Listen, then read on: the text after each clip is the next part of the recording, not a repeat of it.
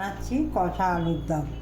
তার জন্য লাগবে সেদ্ধ করা আলু, দুটো তেজপাতা, টমেটো, পেঁয়াজ কুচি, দুটো লঙ্কা, মটরশুঁটি। তেল গরম করে নিয়েছি।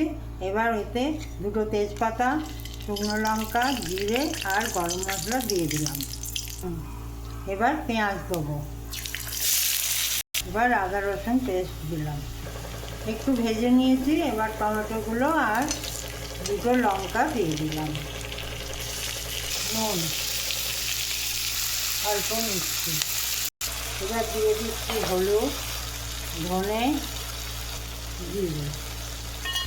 মটরশুঁটিগুলোও দিয়ে দিলাম, ভালো করে কষে নিলাম। মশলা কষা হয়ে গেছে। এবার আলুগুলো দিয়ে আরেকটু কষবো। অল্প অল্প জল দিয়ে কষাতে থাকছি। একটু ধনেপাতা এখন দিয়ে দিচ্ছি, বাকিটা লাস্টে দেবো। আলুর দম হয়ে গেছে, এবার নামিয়ে দেবো। একটু ধনেপাতা ওপরে ছড়িয়ে দিলাম। আমার আলুর দম রেডি।